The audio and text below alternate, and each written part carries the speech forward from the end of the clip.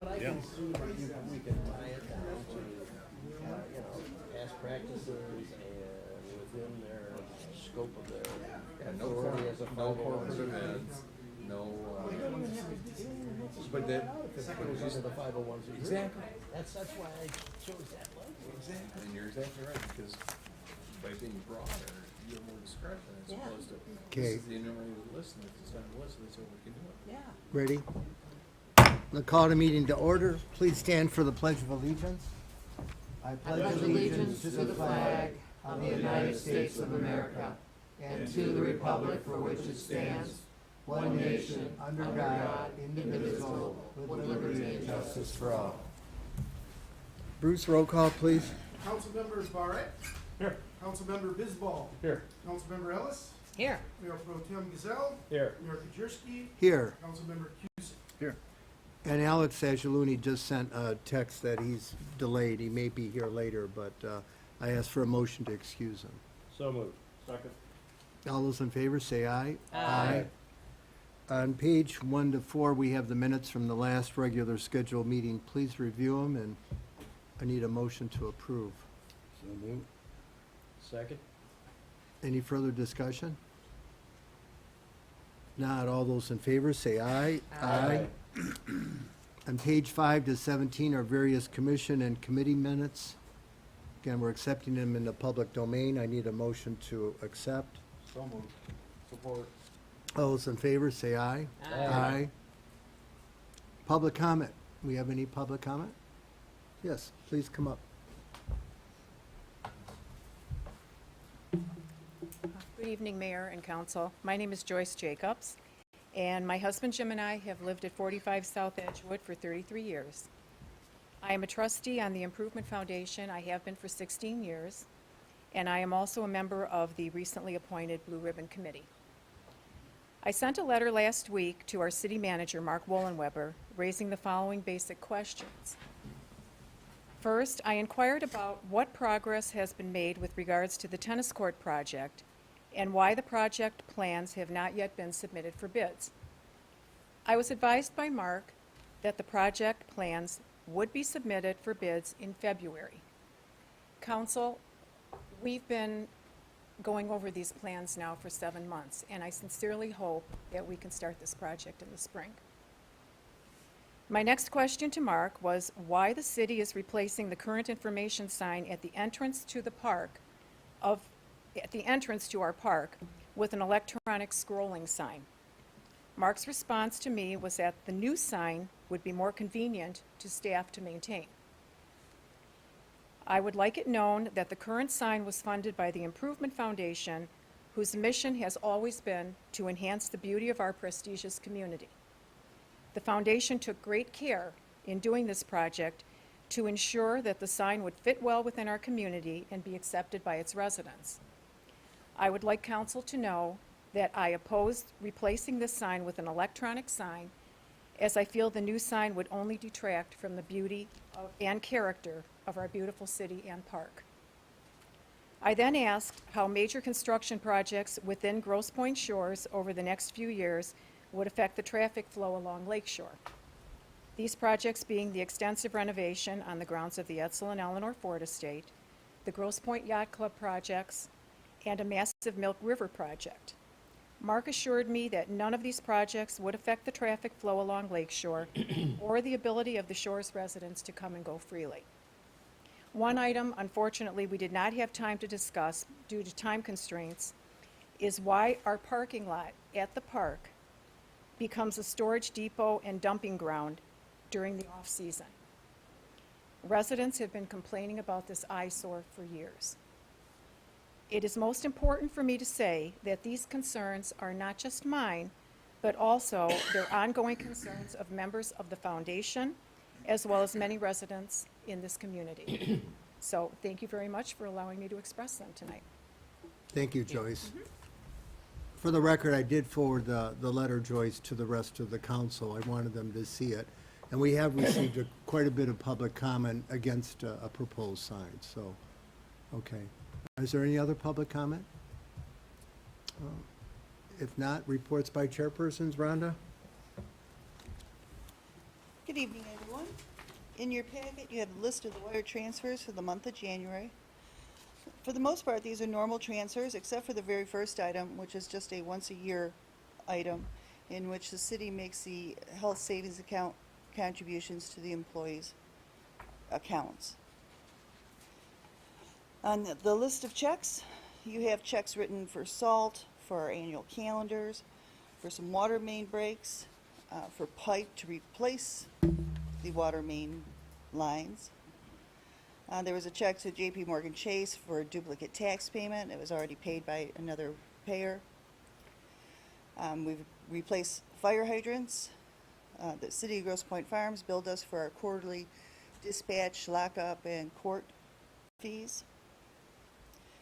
As Brett mentioned last month, there was going to be the large bill for Dittman Tree Service for tree trimming. Otherwise, most of the bills are pretty regular. The salt, did we have to give more salt? There was a couple of shipments of salt Okay. since the last We one. just paid not too long ago for, yeah. It's probably bad luck to buy too much, because that means we're gonna, Rhonda, there's, From last year. there was a bill for labor services. That's professional recruiters, and that was for one seasonal employee that we had with Public Works. Okay, His services have now ceased. It was just through the end of December that we were using him. okay. We got garnished for $3.11 from the U.S. Treasury. Yeah, one of our employees, just based on, it's a part-time employee, so based on their wages, this So they particular garnished pay. somebody for $3. Well, no, it was a few $1,000s. It's just each pay. It could be $70. It could, and this was a low one of $3. It's a percentage, right? Yeah.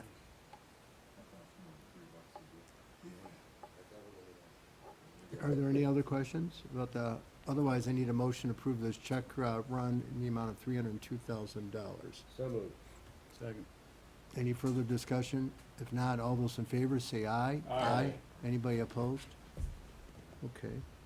Financial statements, Rhonda? The budget revenue and expenditure reports are also included in your packet along with the trial balances. As of, basically through the end of December. We'll be discussing some of the budget items coming up later under new business when we Okay. make some amendments. Okay. Bruce, committee report? The finance committee met last week. We went through what we're gonna talk about later, the proposed budget amendments, the mid-year course correction, if you will. Some adjustments that we're making there.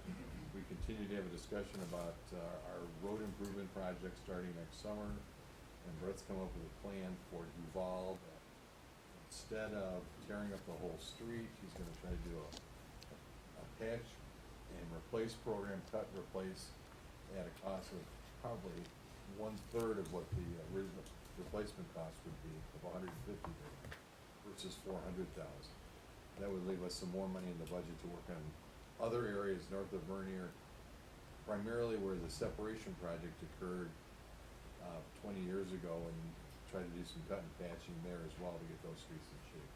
So that's what we're working on right now. Then obviously, in the next couple of months, we'll be looking at the new budget going forward, and those projects will go with that.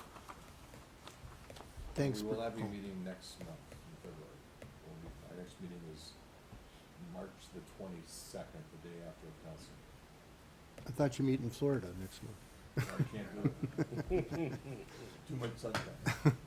Thanks, Bruce. Chief Public Safety? Good evening, Mayor and members of the council. January of 17 was a very routine month. There is actually nothing to report. The academy has started for our new recruit, and we wish him well. It started Monday. He'll be busy for 17 weeks, and we'll get him back in May. The state of Michigan has undertaken an initiative and has released a community survey to gauge public trust between the communities of Michigan and the police officers that serve in those communities. Governor Rick Snyder's office, working with the Michigan Commission on Law Enforcement Standards, sent the survey to the Michigan chiefs this week, and it's for us to make available to all the residents. The survey does not request any personal or data or information from the resident other than a zip code to make sure that all communities are represented. We have posted the survey link on our Facebook page as well as the website for our residents should they wish to respond. I wanted to report that former Public Safety Officer William Marshall, who provided public safety service to the village of Grosse Pointe Shores for 30 years, died on January 6th. I'm not exactly how old he was, but I knew him briefly, and he was an excellent officer. The hydraulic extrication tool that we currently use, or the Jaws of Life as it's better known, is 25 years old. It is currently out of service. Parts are unavailable. I've spoken with Mark about this, and we are receiving bids to replace this particular tool. And I just have one item for Mark's report rather. Mark Brett and I met with 2 engineers from AEW last week, and we discussed the recommendations submitted by our traffic engineer to complete the project at Vernier and Lakeshore. They agreed that the adjustment needed to be made. We went through line by line with the recommendations that were made by the engineers, and they assured us that they would make it right. After the meeting, Mark briefly discussed with them the costs associated with the completion of the projects, and I don't have information on that as of right now. So I think Mark's going to probably handle that with you. So that's all I have. Any questions? Thanks, Chief. A quiet month, I guess Very that's what quiet. we like, so. We like it that way. Thank you. Public Works, Brett? No new snow, no ice, nothing to report, right? That's something. No, actually, we've had snow, but, well, good evening, and once again, thanks for the opportunity to talk.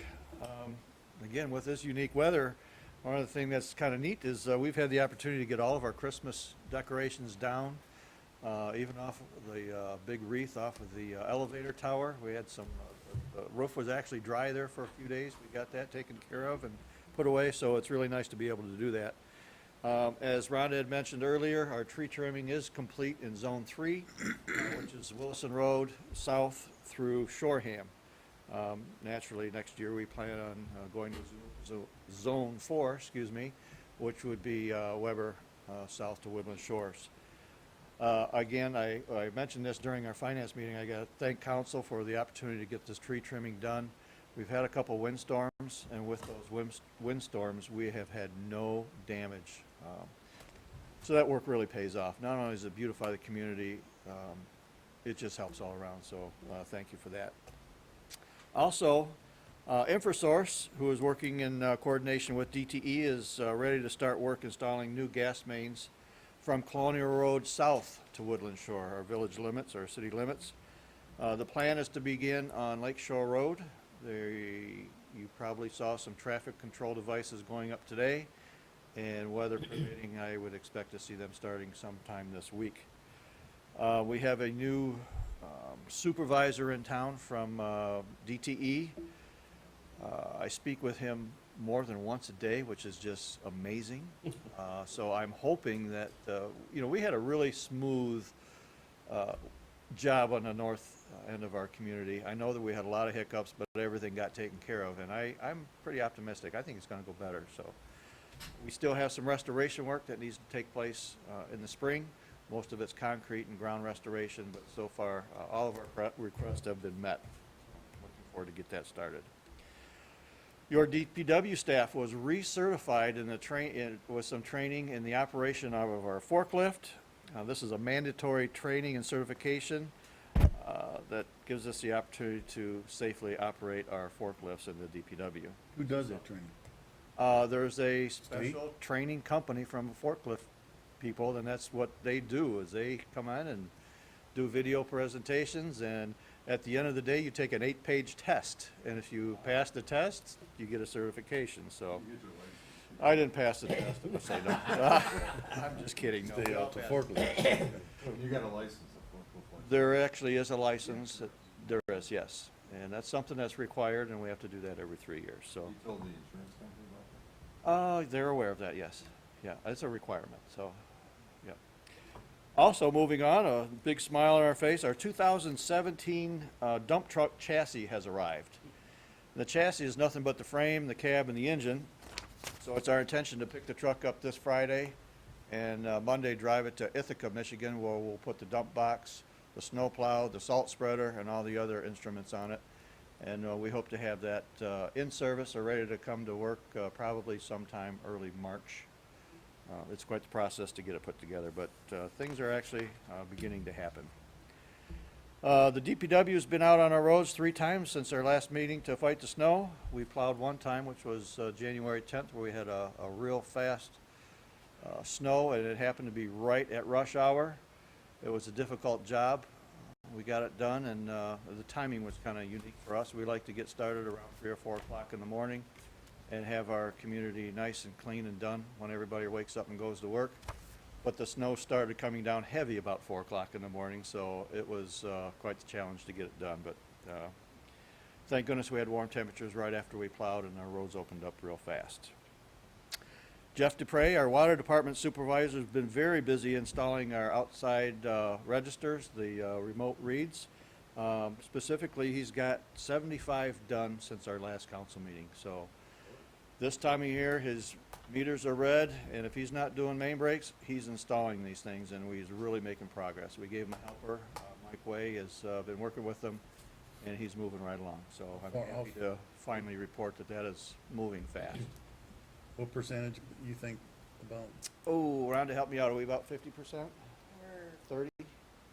more than a third, probably. Okay. More than a third? Okay. Thank you. Also, Bruce Haynes is in the process of rebuilding our street sweeper. We usually take a part of it every year and cut out the old rusty metal and weld in new, and this year is no exception. He's been working on that while we've had Scott Gear and Nick Rudd doing some extensive work on our leaf vacs. We're actually rebuilding or making a new door for our leaf vac because they're no longer available. So as usual, those guys said, you know, I can make one of those, and that's what they've been working on right now. So if that stuff excites you, you're more than happy to come back and take a look. And recently, we received confirmation that this month that Grosse Pointe Shores is now fully enrolled in the Water Residential Assistance Program, or RAP. This is a program that we applied for in the fall, and it works in coordination with the Great Lakes Water Authority, and it'll help our residents in need with bill assistance and other water conservation measures, that may be required for the homeowners. You know, Councilman Giselle is a part of that, and he says that the program is up and running and fully funded, so we're ready to go. And also, Councilman Barrett and I had the opportunity to meet with Honeywell regarding our second-year audit, and he will be giving the highlights as I finish up. So if you have any questions? Oh, yes. How's the sewer cleaning going? Sewer cleaning has gone very well. We have about 2 sections. I'm glad you mentioned that. I'm sorry. We have about 2 sections to finish just north of the pump station and finish the pump station. But with the warm weather, we get a lot of thaw, and now we have rain. It's hard to keep those levels down so they can get in there and clean. So they really haven't done a lot of work on it the last week or so. We talk to them every day. We haven't brought any breaks or anything that we didn't anticipate? On the Interceptor, no, not yet. And we didn't expect to. We keep a close eye on that. We just haven't cleaned it in many years. We have a minor issue with our lift station, nothing serious. We don't know what the problem is yet, and when we get it cleaned, hopefully we'll find out exactly what it was. But I think we got a pipe that's rusted out or something down there. But We anticipate a lot of major work that we're gonna need to do. based on the results of the Interceptor and that cleaning, no.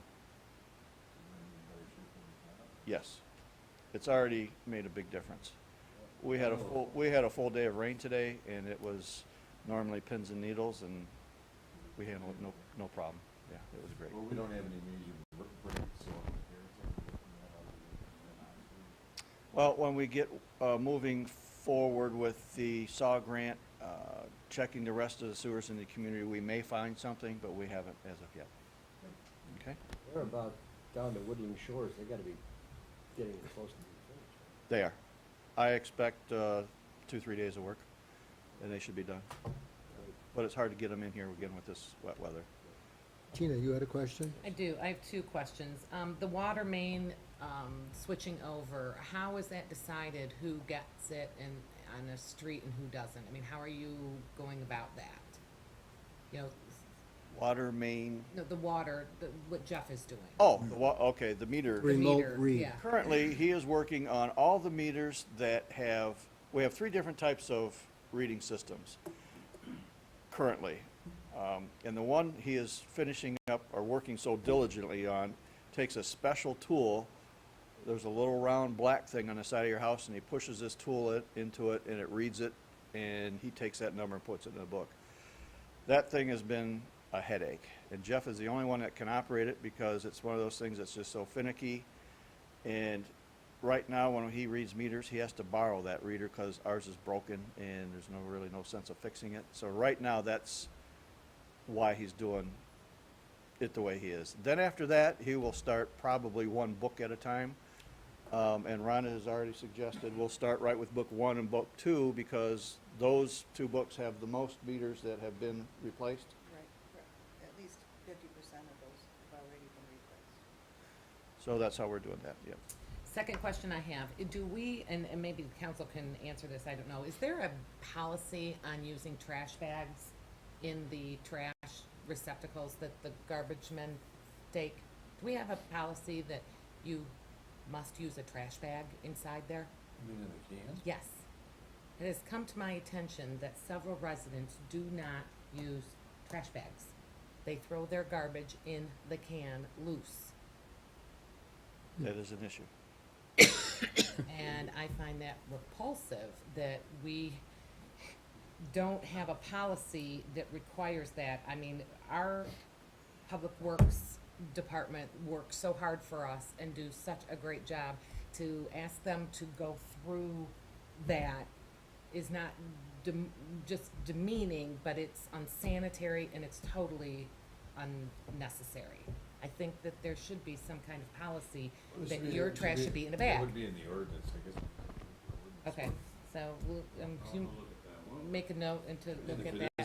isn't, we can certainly amend the ordinance to do that. We're in the process of amending ordinances right now anyway. Okay, So, okay. Would that be something that would be of help to your There's department? a number of things that need to be looked at. Currently, our ordinance just has a limit of 50 pounds, and Okay. I don't know where your information came from, but there's a number of issues that we need to start taking a look at. Okay, Not only the loose rubbish, but we have a lot of these cans that are made for machinery to pick up and dump. Guys just can't lift them up and dump them. And currently, what they're doing, most of our residents are very cooperative. They put them in bags and put them in those big cans, and we actually go in the can and take the bag out. Well, some of those cans are so big, we can't reach the bottom. So we have a few issues to work on, and that's, two taller guys. yeah. That's what we do. We find the issues, we'll isolate the problems, and then we'll come to you with a way to fix them. okay, all right. Well, we were concerned about worker comp claims, weren't we? Is that why there's a weight, I think 45 pounds per bag? That's why that is there, yes, yeah.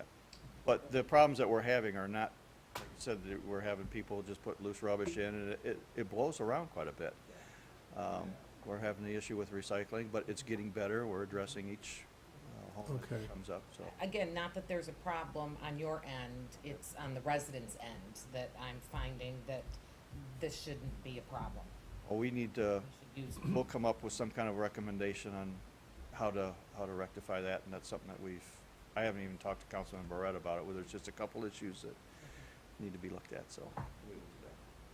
That's all I Rick, have. If InfoSource is working in our city, are they using a soft patch or a cold patch? I mean, I was reading what happened in Grosse Pointe Woods, that it was interfering with the snow brushes. I'm very happy to say, in Grosse Pointe Shores, we have 1 slab of concrete missing on Lockmore that will be taken care of very soon.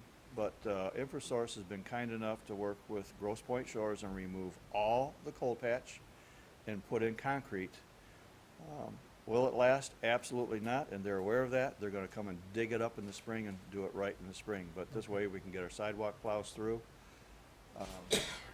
And it's really working out well for us. Good. If you look at the difference between Grosse Pointe Shores and some of the other communities, I think you'll see a big difference. but I still have one slab on Lockmore. I gotta get him on that one. Thanks, Brett. That's all. And is WOW working on the internet, I mean, on the connections, or, I haven't seen any trucks lately. I and- sent a email to Lori today on exactly where they're working. They've been very good on letting me know where they're at for the week. Next week, they're supposed to start on the Mishaw Regal area, and they're gonna be moving north, doing Lake Shore, and they're kinda jumping around a little bit. And when that newsletter comes out, Probably last week of January, that will be listed on there. If you need it faster, I can forward that or make it available to Lori upstairs. I'll do that tomorrow. But the phone calls have been very minimal. They're letting people know where they're at. They're not making a mess. So far, it's been very smooth. Okay, Do we good know work. when they're gonna start service or projecting? I thought they were already supposed to been I have up and running. That's beyond me. I couldn't answer that, no. Good, thanks, Brett. Park and Harbor, Bob? Okay, I'll cover the Honeywell thing first, okay? Okay. Honeywell dazzled Brett and I for about, well over an hour, but I won't go through all them little numbers they threw at us. They're required for 3 years to come back and give us evaluation of where the savings is. As you know, Honeywell came in and with the finances and changed all the infrastructure, lighting, heating, and cooling. So, in total, for last year, cost avoidance was $204,993. Their projections were that their program would save $184,962. So, with all the efficiency put in the system, there's an additional 11% above and beyond what they projected. So, we're gaining, I don't know how much money we pay them every quarter or every year. Bruce, do we know how much money we pay them? That's our lease payment, is around 250,000, but I'm gonna say for Honeywell themselves, it's an annual payment. And you know what, I'll say around 35,000. And in part, it's based on performance, right? I mean, it's got a performance element to it. And the consulting fee's about 25,000, the total debt service and everything is about 250,000. Don't forget, that includes the streetlights Yeah. that were not part of their contract that we added on to it. So what Bob's basically saying is, the savings that we're generating by the infrastructure is paying for the streetlights. It's really kind of what it's coming down to. I'll pay for streets, and there's quite a bit of savings on gas, although Mishcon, or the gas company's gonna be raising their rates, or have raised their rates pretty soon. Electric has not raised their rates recently that I know of. So anyhow, it's $204,000 savings per year. Almost pays for what we have to pay Honeywell. I didn't know it was $250,000 a quarter, or a year. So that part's, they threw a bunch of numbers at us that I just couldn't keep track of all the numbers. Each room has a power factor number for savings for lighting and one for heating. It's a lot of work that they went through to do that, so I can see why they charge $25,000 a year. Okay, Park and Harbor. We had no meeting last quarter, but we scheduled one for next week. We have to do well rates. We'll take a look at that, and Mr. Kowalczyk is checking and see what will bear, the increase will. Don't have an idea what we're gonna do yet till he gets done with that little survey. And the decking's been slow to get started because we've had no ice. They did before they would walk on the ice, and they could do the decking like 3 times quicker because they could walk on the ice. They'll have to work out of a boat if they start pretty soon, so. But anyhow, if it don't get any ice, we're gonna just do the main deck, finish part of the main deck on the sides where the walkways go out, and fix that first, then work on the rest later on. So, Mr. Mayor, that's all I have for Park and Harbor. Okay, thanks, Bob. Tina? All right, I'm gonna talk a little bit about the Blue Ribbon Committee, even though we haven't had a meeting in a couple of weeks. And then I'm also, because it's not listed on here, going to piggyback the Grosse Pointe Improvement Foundation, information, on top of that for this meeting, okay? The Blue Ribbon Committee met, as Ms. Jacobs said, months ago, and we brought to Park and Harbor Committee, we brought to the council, we brought to the city manager our recommendation for the tennis court rebuild, the parking lot redo, and the addition of a permanent structure at the beginning of the park for security. And that was to mimic, it was the Albert Kahn's drawings. It very much mimicked the Grosse Pointe Yacht Clubs as far as you would drive in. If you were accepted, you would go through. If you were not accepted, you would turn around and you would go out. It involved widening the driveway, which we have to widen to get emergency vehicles through.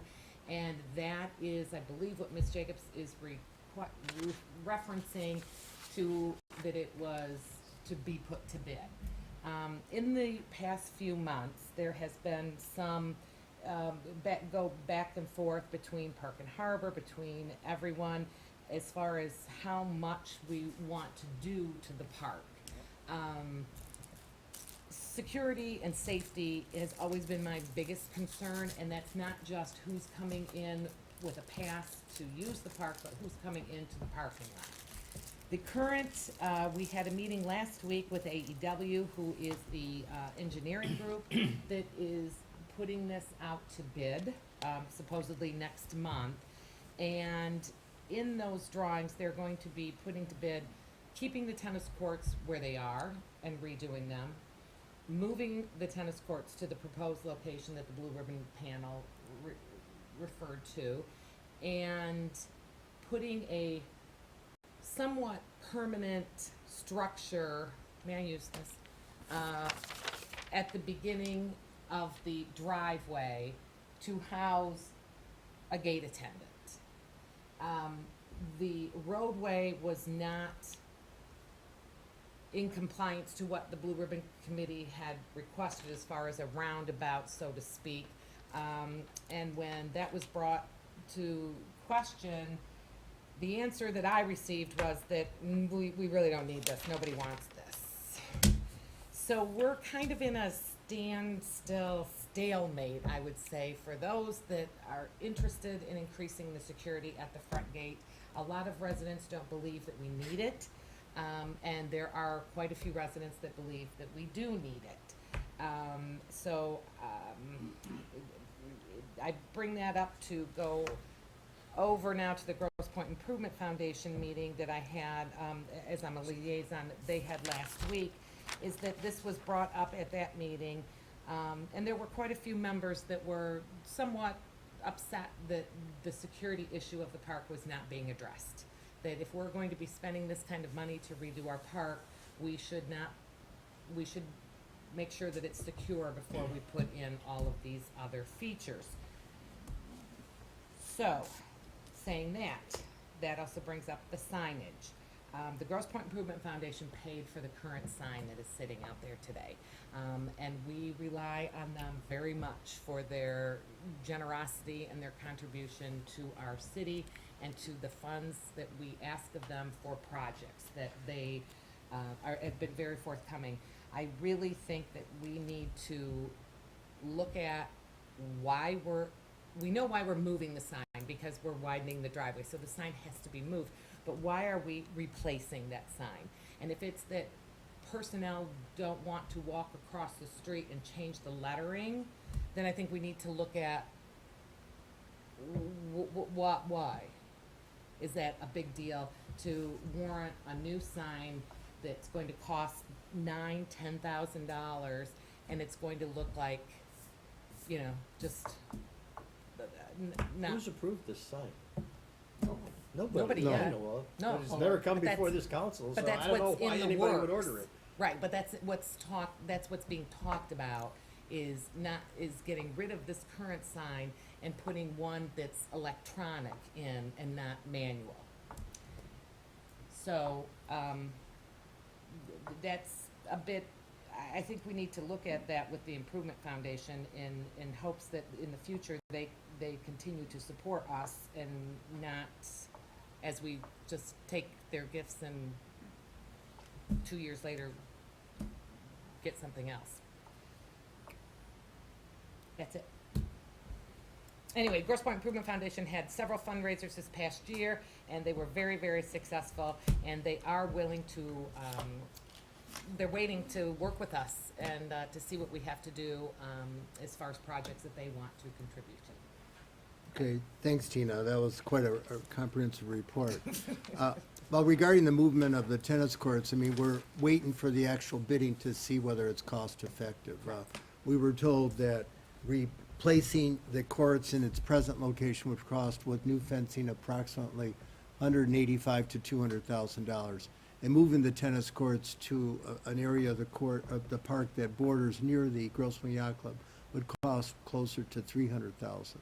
Now, it's a very low area by the yacht club, and it, apparently, I wasn't aware of it, the tennis courts were originally located there.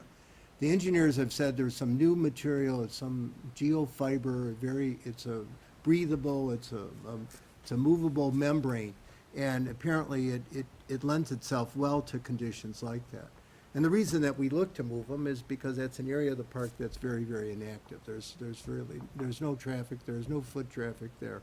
So it probably would be well suited. And then leaving the current site available for future use, I mean, that's probably very, very prime property in our park. So that was the thinking about moving the tennis courts to the other side of the park. Now, as far as the gate, and again, we're waiting for cost. I mean, I think we've always recognized that, you know, we were concerned about residents, and Chief, I talked to you about the enforcement.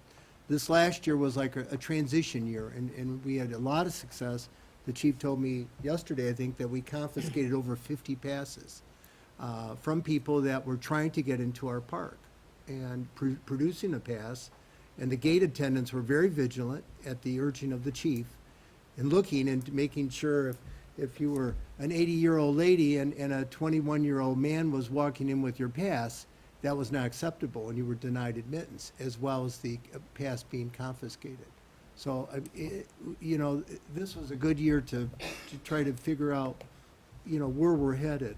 I always thought that we had a people problem at the park, meaning non-residents using the park, and that we also had a car problem with people parking in the parking lot. In fact, people told me that was a very convenient place to park, and then go downtown to venues to watch different sports events. So we're trying to solve this, and we're trying to solve it with, you know, with the limited resources that we have. So, and I've just recently heard about the signage. So, I mean, and, you know, again, that has not been before the council. Bob, as I recall, the Blue Ribbon Committee gave us two proposals, drawings, and we were going to send those out to bid. And what I'm concerned about is you're saying that Mark is telling you they're not sending it out to bid with the guardhouse? Correct. Well, that's ridiculous. How are we gonna compare if we don't have the bid on it? It's I gonna, mean, I think frankly, that's the way to go. And to me, you can't make a reasonable judgment without having a bid on it. How do you know, how are you gonna, you're just conjecture at that point. Right. Mark told them to bring electrical over for the guard shack, to move the post on the left side of the fence would be, the left gate would be moved to the north. And then the guard shack would sit where there's a little boulevard there. Them trees would come out and it would sit in there. It's part of the plan that he told. That's not the plan they presented to us. That's another plan.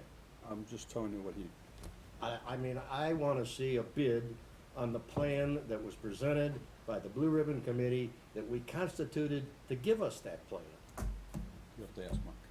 Well, I will, believe me.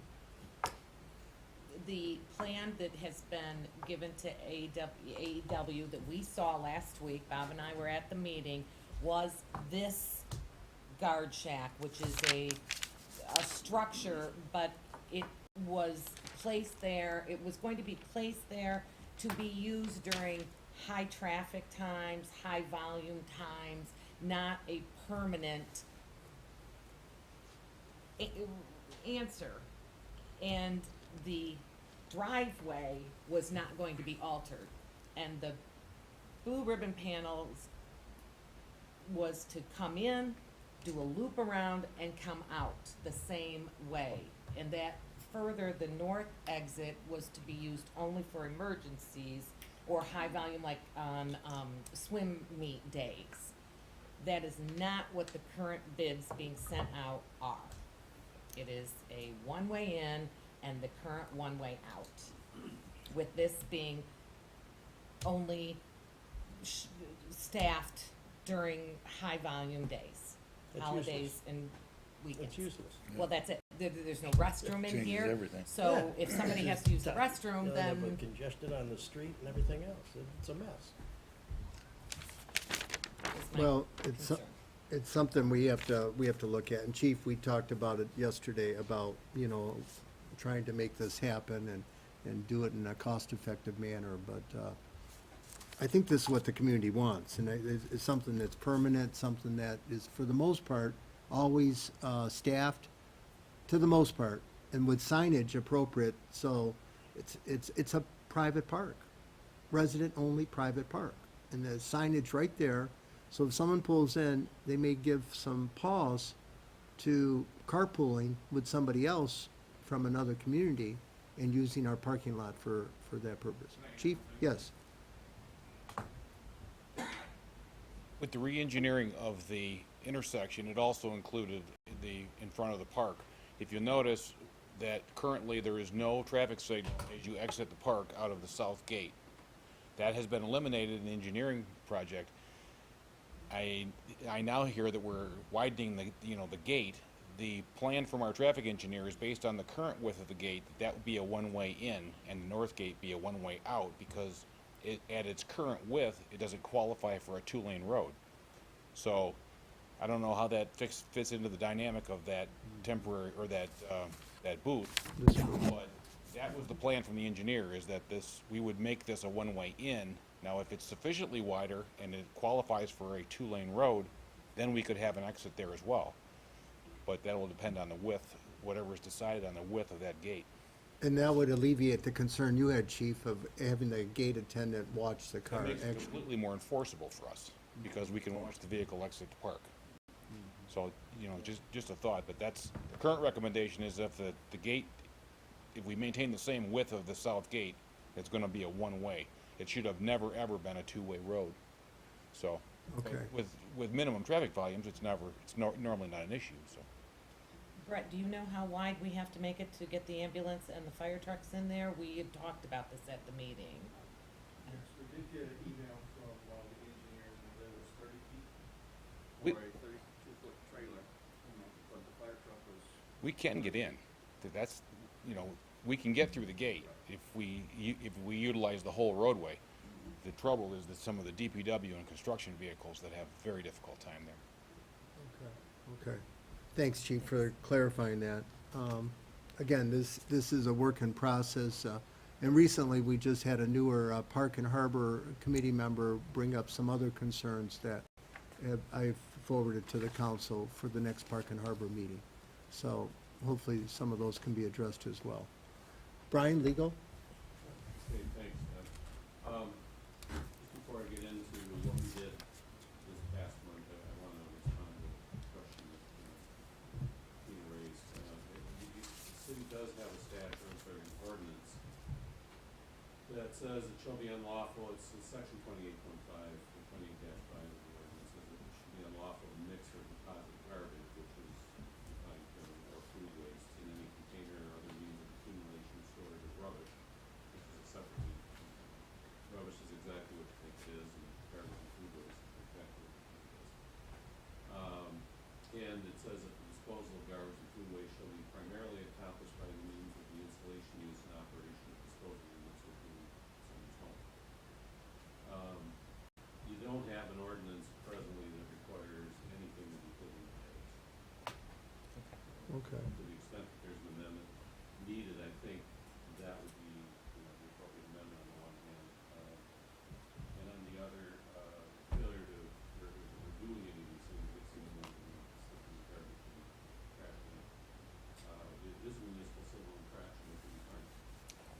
Okay. Yard waste, isn't that a requirement to be in plastic bag, or paper bags? But that's not part of the ordinance, or is that just a requirement of the people to pick it up? That's a policy? Okay. Well, we're due probably for another email newsletter, and that might be a good thing to write up about, to remind the residents that, you know, and really for the safety of the workers too, because of the weight. It's a long stretch where the trucks are, those portable Cushman trucks, and to lift it over the worker's head puts an undue burden on their upper body, and thus worker comp claims perhaps, so. Not just that, But just in that also regard, fairness. let's say the leaf pickup is passed, as we were talking about at one of the earlier meetings. Do you want the leaves to go in paper bags or in trash bags? Paper bags with curtains. Paper bags still? Okay. Oh, okay. Rhonda, did you say something about the newsletter? There's one upcoming. Normally she'll send it out the last week of the month. So that I know she is working on the one that will be going out for February. Has that been going on every month? Cause I got one some time ago, but I never got another one.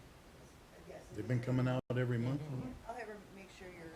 Yeah, check, I haven't received Yeah, it I either, got one at so- one time, but. Okay. Oh. Brian? Good idea. Oh, is that for legal report? Okay, and since the date of the last city council meeting held on December 20th, 2016, the city attorney's been engaged in the following activities on behalf of the city. First, we finalized a memorandum and drafted fairly extensive ordinance amendments regarding the content, time restrictions, content restrictions, and other things regarding city signs. That memorandum is now camera-ready to provide to the city manager and then passed on to the city council. We conferred with the city regarding 3 Freedom of Information Act requests received during the last month and prepared responses and responsive documents to them. On the 55 South Deeplands project, we attended meetings and conferred with the city regarding the currently proposed Deeplands development. We reviewed materials received from the neighborhood homeowners associations that's been formed, their consulting firm. We reviewed city planner letters and reports with respect to the current proposal. We also reviewed engineering firm, HRC engineering firm reports with respect to that proposal. We prepared for and attended a meeting with the client and the developer representatives and the representatives of the city engineer and city planning, Carlisle Wortman city planners. Subsequent conference calls with counsel for the developer, review of some legal research that the developers council forwarded to us. Recently received this past week revised plans, towards the end of last week, maybe the middle of last week, revised plans that were sent over by the developer. My understanding is those are in process of being reviewed by the city engineer and the city planner. And I guess, ongoing discussions with respect to certain things that the developer has to do before his application can be considered administratively complete and therefore ready to be passed on to the City Planning Commission. We also reviewed a Michigan Tax Tribunal opinion and order denying a motion for reconsideration that was filed by the property owners of 970 Lakeshore Road. If you may remember from last month's meeting, we received that opinion and order, and it was a favorable opinion and order in favor of the city. Since then, we got a surprise because we didn't get a copy of the motion for reconsideration, and then we got an order of the tribunal saying they denied it anyway, so. Great work. Great. It was a .3. And then, with regard to the Ford House expansion, which was on tonight's agenda, but's been, at the request of Ford House, withdrawn and put up for the February 21st City Council meeting. We attended the Planning Commission meeting last week that was conducted at the Ford House to discuss the expansion plans. Lots of correspondence and conference calls with counsel for the adjacent property owner and Ford House counsel in the meanwhile.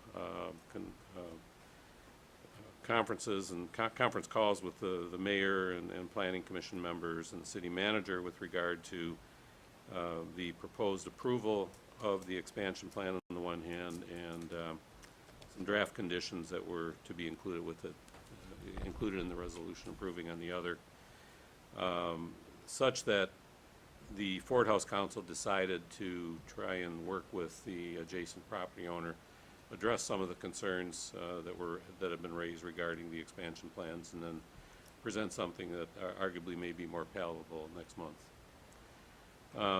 And then finally, we're currently reviewing a proposed ordinance that was sent over by Chief Schulte dealing with the failure to carry proper auto insurance when operating a motor vehicle within the city limits.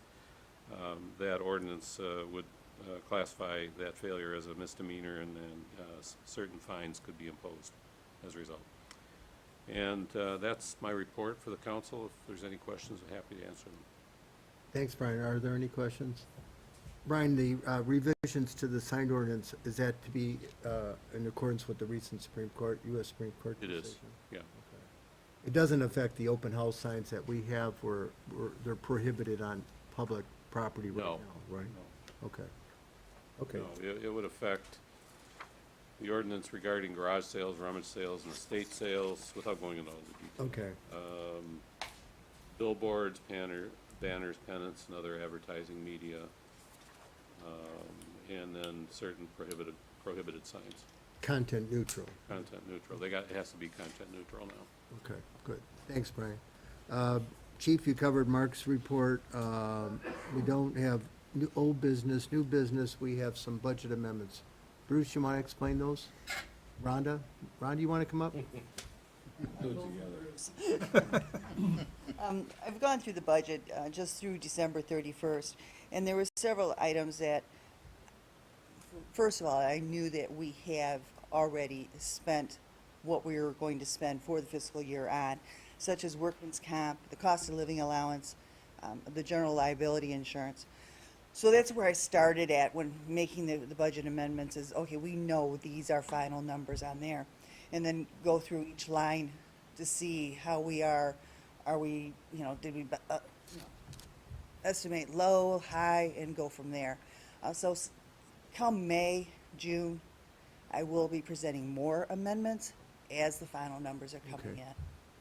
But this is just kind of a housekeeping, routine item at the 6-month mark. And one step that the auditors, strongly recommend. Yes. Okay, Bruce, you have anything to add? Well, I guess the overall thing is we're increasing our expenditures by about $140,000 over the initial budget. And that money's going to have to come from someplace during the course of the year. Those are monies that have been spent to date or the best estimates going forward. So we're looking to two individuals in particular, one is absent, other than three, for their fiscal prudence and their ability to save some money. But we're looking at about $140,000 at this point. Remember that we've always made this adjustment this way, and at the end of the year, we usually go the other way. We've had a surplus going forward. We've had no surprises in terms of expenditures like a collapsed roof, any major claims or anything like that, so we're good in that respect. So it's just administrative at this point. So we know what we're saying. Okay. Hopefully our trend will be that there will be some small surplus, but just looking at it safely right now, being very conservative, so. And Mark did indicate we may have some revenue from the sale of the lot, so. Yes. One other interesting thing is the chief was able to, he has in his drug forfeiture fund, $22,000. That wasn't budgeted. Right. But he suddenly has a little, if you will, a little discretionary, and that money has to be spent for Public safety. functions.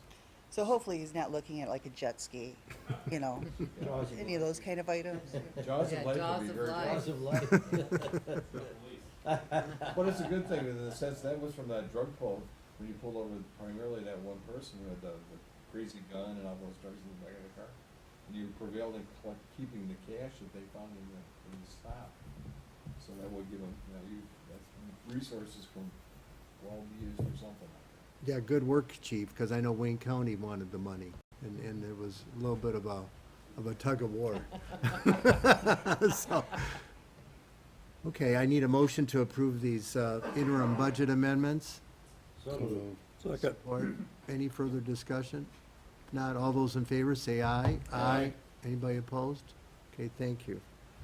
The second item is the school system for South Lake Schools has requested that the village of Grosse Pointe Shores collect the school taxes in the summer tax billing, and it generates an excess of about $1,600 annually. Right, with the administrative fee on that. There is no additional cost to the city to switch the collection from the winter to the summer. It's just preparing the residents to know that their summer tax bill is going to be much higher than normal, but their winter tax bill will reflect the decrease. And who gets the phone calls? Only for the Macomb Right, so- County residents? Okay. 54 parcels, we'll see a difference. Send out a written notice or something of that nature. I think we should put it in the newsletter, Okay. and, we'll put another statement in with the summer tax bill, if it is approved. If we decide not to make this change, the school district can ask the Macomb Intermediate School District to bill it during the summer. And we lose revenue That's correct. for the administrative The fee, finance so, committee voted for it. right. Yes. We recommended it. This is found money. You're collecting all the school taxes in the summer bill. For the For Macomb the Just County. for Macomb Macomb County County. portion, those that are in the South Lake Public Schools. Remember years ago, they did the same thing in Wayne County? Right. They pulled the tax bill up early, and they said it wasn't a tax increase, well, you gotta pay it 6 months earlier. It is a tax increase. Some people call it a tax increase. It is a tax increase. You don't speak government. The way they do that though is, like, they just wait 5 years, and then they say, we wanna move the summer one now to the winter. And then, it's after 10 years, they get 2 collections. Oh, they double dip. They keep moving it up. I need a motion then that the tax levy for the South Lake Schools be collected by Grosse Pointe Shores starting July of 2017. So moved. Smart. Any further discussion? If not, all those in favor, say aye. Aye. Thank you. Last is, Brett, this is something maybe you can explain. We need a resolution authorizing the execution of annual pavement restoration and maintenance permits. Is that Wayne County requires this? I This believe is- that's our annual Wayne County right-of-way permit. That's something that is done every year. We do this every year, we do Yes. the last Yeah. 2 items, those are just boilerplate to allow. Okay. Automatic. This isn't the FAR committee though, No, okay. this is their indemnification, that they're gonna be held harmless if we do anything. I know it was like 16 pages here, so, A lot of repeat. a lot of lawyers. Well, we need a motion then to approve this annual permit for So the, moved. Second? all those in favor, say aye. Aye. Anybody opposed? Thank you. Public comment? Do we have any public We gotta do comment? the second Gotta one. do special event, Special events. Oh, I'm also, sorry. Which is basically the same thing. same This thing. Wayne County, this was like 20 pages. Yeah. Okay, we have an annual special events permit, it's on page 107 and 117. Again, requires an annual resolution by the council. I need a motion to approve. So moved. Second? All those in favor, say aye. Aye. Okay, thank you. Any public comment? Oh. I see a smiling face here in Helen. She's gonna tell us winter's over and spring's around the corner. And no winter coat needed today. I just wanna say, your farmer's almanac report was all wet. It was wet. It was supposed to be more snow than average. Polar vortex all year. But remember, it's only, what, January 17th, 18th? We're Yeah, halfway we're- through winter on that. Big deal. we still have time. I'm going to give a very short beautification report. Some things stay the same every year. We do them pretty much the same way. We decorate for Easter. We get together and do the pavilion for the Easter egg hunt, and again for Arbor Day. We run a children's program at Arbor Day. Doug last year helped out with a bark rubbing program for the children. We start our sponsor garden program that day every year at Arbor Day.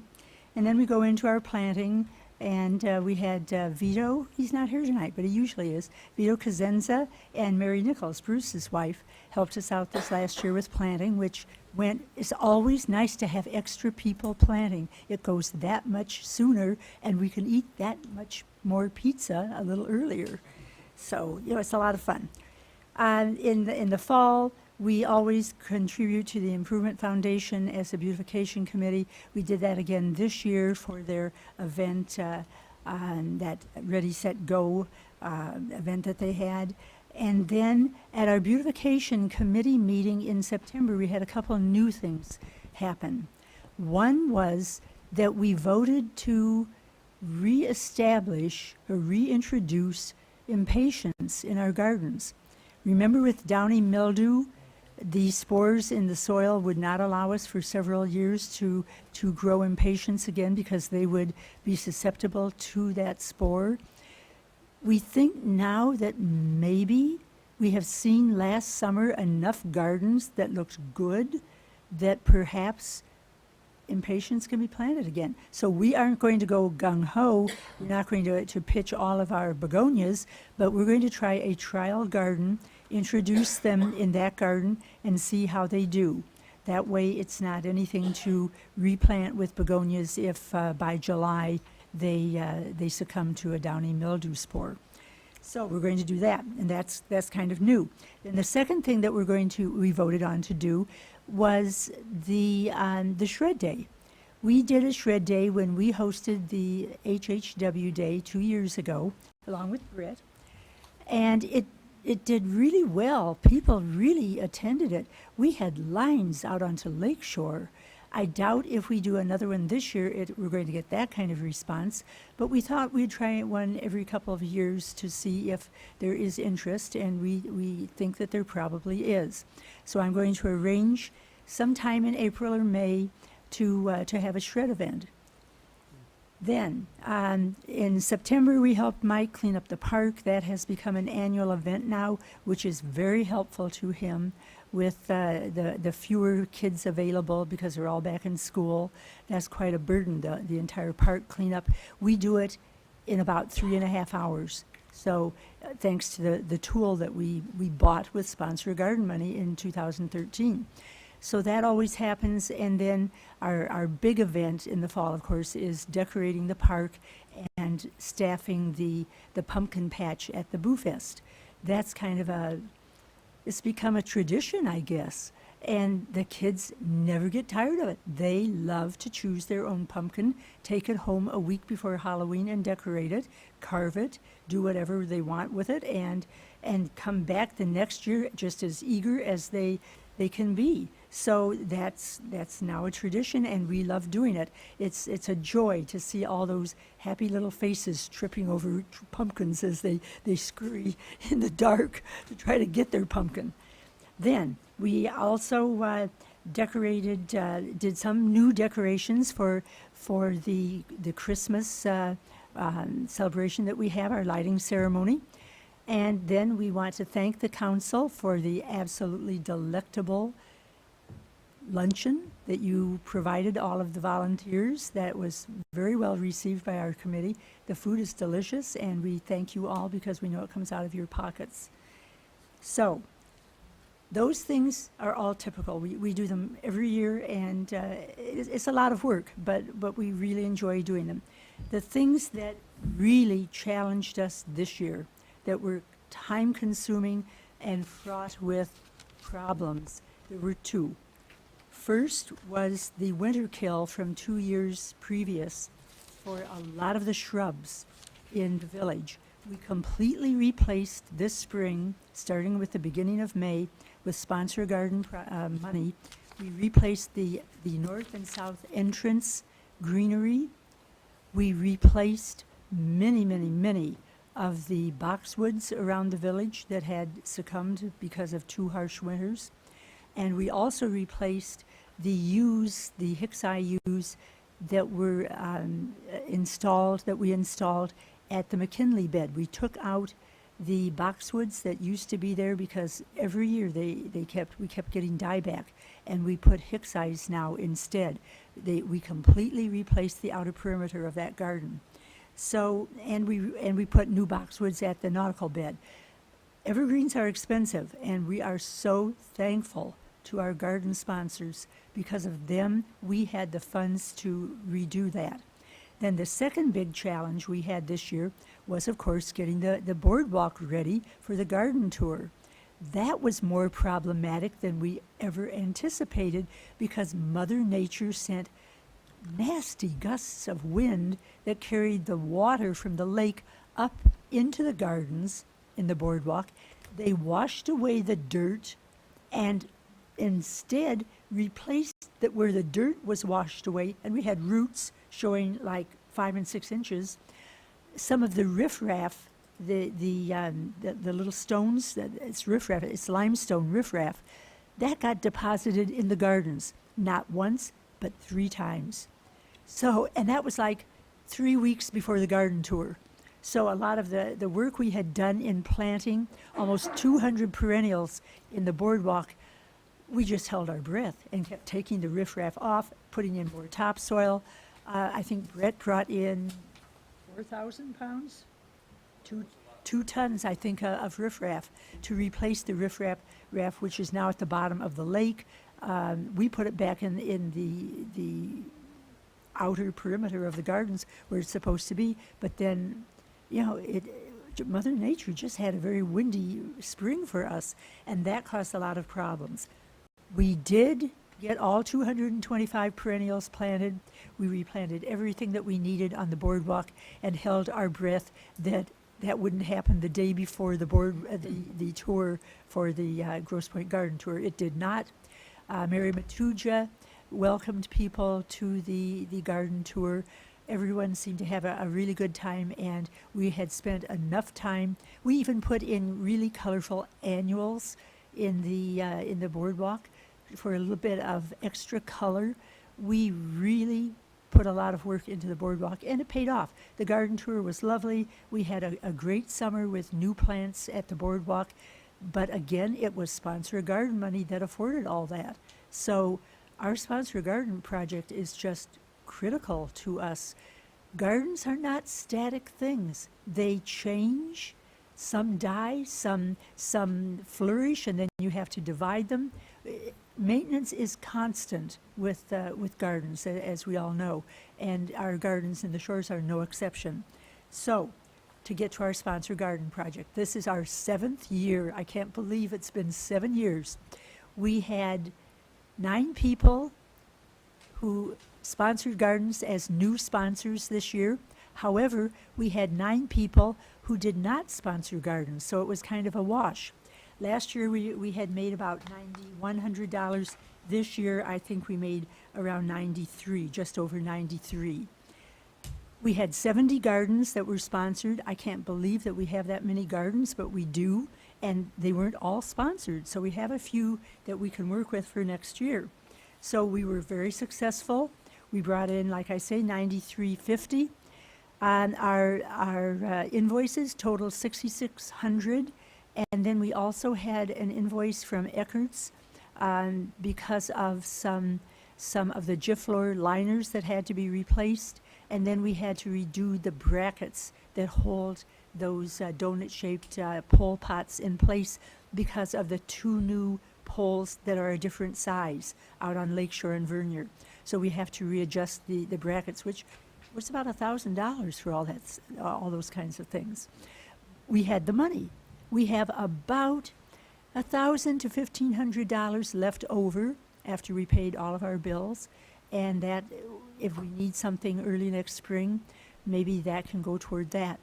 It's nice to have the program. We can't thank our sponsors enough. Without them, we couldn't have done what we did this year. So thank you so much, sponsors. And please, those of you who aren't, sponsor one. That's it. Thank you so much, Helen, and I, again, need to thank you for all the hours that you volunteered to the community and recruiting new members to the beautification committee, so thank you, Helen. Yes. Mayor and council would like to take a couple of moments to offer some thoughts on the park. It seems to be, an area of concern to a lot of the residents. And first, I want to commend Councilman Ellis and Mrs. Jacobs for the work that they've done with the other members of the Blue Ribbon Committee. I think that some of the things that I've heard that they've recommended to the council for approval are exactly what myself, my family, and friends of mine are looking for in the park. We have a generational opportunity here to make the park better. It's a jewel of the community, and what we want to see is the changes that we make to be reflective of what we want the community to be, not only today but in the future. We want to attract young families and their children to come here and feel safe and secure when they go to the park. The fact that the Guard Shack is where it has been for many years doesn't necessarily mean that it should be there in the future. The fact that the tennis courts are where they are doesn't necessarily mean that they should be there in the future. We have an opportunity here to look at the park and to do things in a way that improve it for the future. We live in a different time than it was even a few years ago. And when young families, I know when my children were growing up, we felt very safe and secure staying to the park, primarily because of the wonderful police department that we have here. But things are different today. And I know a lot of people tell me that they don't feel all that secure when anybody can drive into the park and, they don't get checked when they come in. And there's a lot of people who don't, reside in the community, use the park. And, these are the things that I think have to be paramount as you guys make decisions moving forward. So I'm very, very much in favor of looking at plans and having you guys consider things where the Guard Shack would be moved so that only appropriate cars could come in. And I'm very much in favor of you considering, not necessarily doing, but considering moving the tennis courts to an area that might be productive for future development of the park. Because I don't think you're going to do everything all at one time, but as time goes on, you want to be forward-thinking and have plans in your mind of what might be able to go where the tennis courts are today that might be better for the park in the future. Thank you. Thank you, Doctor. Thank you. Any more public comment? Rhonda mentioned the newsletter, and I don't know if our village offices are aware of how few of the residents actually know about the monthly newsletter. I've talked to countless people who say, newsletter? What newsletter? If there was a better way that we could communicate to the residents that this newsletter is available, maybe we can even put it up on our sign across the street. But so few of our residents even know it's available, so. Well, thank you, Joyce. Rhonda, Thank you. who's in charge of does anybody know who's in charge of the newsletter upstairs? Is there somebody's responsibility? It's the newsletter, and we're in town, they are the ones that have the request for email addresses listed, so. Other than that, Okay, I keep hearing, about, from a lot of people that there's no security and there's, people still getting in the park that aren't supposed to be in there. But yet, I hear we did a hell of a job keeping people out of the park. Maybe that needs to be brought up in this newsletter, because I keep still hearing we're not doing the right thing. There's, we seem like we almost solved the parking problem too, but we're still getting complaints from everybody saying we're not doing nothing about parking. There's a disconnect somewhere. Just look on trash day when there's a change in the trash schedule. Okay? Well, there you go. That's, People, yeah. we have Nixle to communicate with residents. Mhm. You sign up for Nixle. We have an email distribution list. We have an annual calendar that we provide to them. We have vacation notification that you can provide your email address to on a website. We have all those ways of communicating with our residents, plus a hard copy Shorelines paper that comes out 4 times a year. 3 or 4 times a year. And Channel 12, well, I don't know what more measures, if somebody doesn't wanna know, and they don't have enough interest in our community to listen, and avail themselves of those resources, we're kind of at a loss, if you will, to try to get them involved, if you will. But of course, then they will complain to you immediately about anything else. That's about the life of a politician. Right, well, we just got the letter, this week from a resident saying, all this stuff about the harbor and, especially that, all these But, I mean, people we can- running around in the park that aren't supposed to be there. Well, I We- think, We can certainly go ahead with the newsletter, and one that we mail out, put a blurb in there that says there's a monthly thing, if you're interested, sign up, provide your email address to the city offices. We can certainly put it on the sign over there, albeit most people don't read the sign. Okay. We can do all those things, and we can do them not once, we can do them 3 times. And if it makes a difference, that's terrific. But again, as Doug usually on that, you gotta take an interest. If you don't take an interest, you cannot. This is the unfortunate fact of where we are. in reference to the park, we keep saying that, we did a great job and we did a great job, and we did do a great job. We didn't do a great job. Our park rangers, under the direction of our chief of police, did an exceptional job. I had to show my pass every time I walked in there, and I was happy to do so. However, in being at the park and knowing residents and different people, there wasn't a day that I wasn't there that I saw 3, 4, maybe sometimes 5 people that were not members, or were they're not residents of Grosse Pointe Shores. I'm not there to police the park. That wasn't my job. As much as I had to bite my tongue to not say, you're not supposed to be here, and I know you're not supposed to be here, but that's not my job to do, okay? They're getting passes somehow. And it's a case by case, and I'm not gonna make this public right now, but I know how they're getting their passes. So it is still, there's always going to be that problem. Now, do the farms and do the woods and the park have these problems? Because I think there's just something about when you drive up, you don't even attempt to drive up to one of those parks if you don't have a pass. You just know that that's not your park and you can't go in.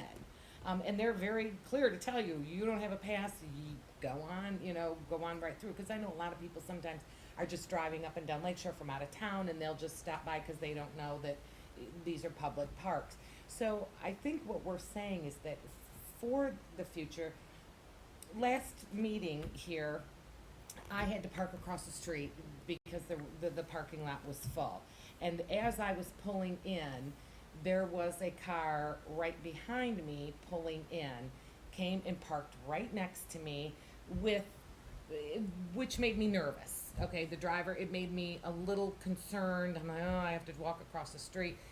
This gentleman came in to pay a parking ticket, in our city, our courthouse. So was he supposed to be in the parking lot? No, but he was like me. There wasn't a parking space here, so he parked there.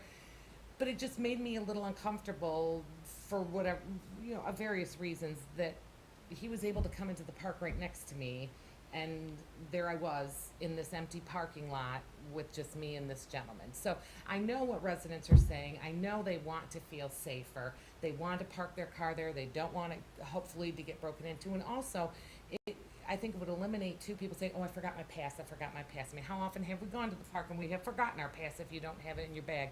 This way, if you show it from your car, you leave it in your car. You always have your pass in your glove box, or, in the area between there, you can, to get you through the gate.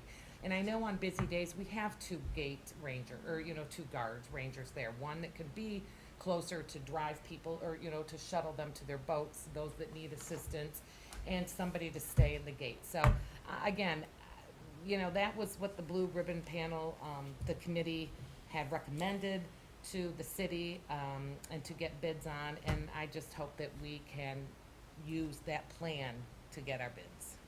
Okay, well, thanks, Tina. Any other public comment? If not, council comment, Bob? I have none, thanks. Tina? No. Bruce? I would just say, as far as this park issue, the purpose, we have to go back in time. A year ago, the finance committee proposed this whole budget. We proposed a year ago. Start the funding process for the park renovation. That's where it started from.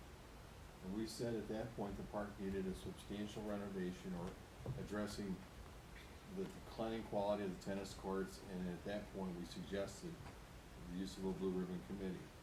The idea of the Blue Ribbon Committee and the Park and Harbor Committee is that you, at some point down the road, you'll have a public meeting, you'll get everybody in a room, and the best ideas will emerge. Okay, until the costs are in front of us, until we look at the long-term needs, it's a discussion about that. I agree that you need to get bids on the different scenarios, and I thought that's what we were going for. And then the residents are gonna have to express their opinions, because each one of these plans will have a cost and a long-term cost in terms of maintenance, additional resources for park personnel. If that's what the community wants, I'm not married to any plan, I'm just saying that's the process that we tried to put in place to do that. And we should take our time, do it correctly, get a consensus as far as it's possible, and the best thinking in terms of what the long-term strategic use of the park will be, in terms of that. So that's, I would tell everybody, just be patient, be firm about your views, be passionate about that, there's nothing wrong with that, there's no right or wrong. It's your viewpoint, and it's to be respected and weighed equally with all of ours. And we look at the costs, and as a community, we decide what's the most important thing for us. We go from that point. I don't think it's insurmountable. I think it's something we can do professionally and have a great result at the end and be very proud of the product we put out. And I think this council and the committees that we have done that to this point with every project that we've done. We've done that with the Honeywell project, we did that with the streetlights, we've done that with the administrative costs, we've done that every place that we've turned, the budget processes that we've employed, and we're gonna continue to do that. So, anybody who thinks it's not gonna go that way is sadly mistaken. I think we'll be happy with what we do. All right, thanks, Bruce. Bob, any comments? Well, I agree. I mean, we spent a lot of time on it at the finance committee, and the whole thing was to get the plans, and then let's find out how much it costs, and then we'll see whether we have to make any adjustments. What's bothering me, as I stated earlier, is it sounds like somebody's making adjustments and not getting the costs on the plans that we approved. We didn't approve them, but I mean, we approved them for getting bids. So, to me, it ties right in with what you're saying, Bruce. Let's take the plans that we had, the two of them that we had, let's get the bids on them, so we're apples to apples, we know what we're talking about, and then we make a decision with everybody's approval, Okay. or at least the majority approval, let's put it that way. Can't please everybody. Well stated, Bob. Doug, any comments? What he said. All right, well, thanks, Doug. Maybe this is a good time to remind everyone, next month, we have our town hall, first one for the year, Saturday, February 18th. This is a good time to bend our ear, to come in, have a cup of coffee, a cup of tea, and share your views, whether your likes or dislikes or your improvements. We can always get better, and we want to get better. The one thing I'm very proud of this council, we do listen to the residents. I mean, residents call us and tell us, we'd like to do this, we'd like to see this. And we've been very open-minded, and I'm very proud because, we don't always agree on everything, but we do listen to the residents, and I mean, we work for you. The last day to pay property taxes happens to be Valentine's Day. So I don't know, coincidental, Rhonda, February 14th. And we always get a couple calls every year about this. But the deadline is midnight, and I think, Chief, correct me if I'm wrong, Public Safety empties the box at midnight, and they take anything that's in there, and that's stamped timely payment. We get 2-3 calls every year. The day after, it was in the box or whatever, and so there's been a little confusion. Because we don't want to assess the penalties. And so please, it's midnight on Valentine's Day, February 14th.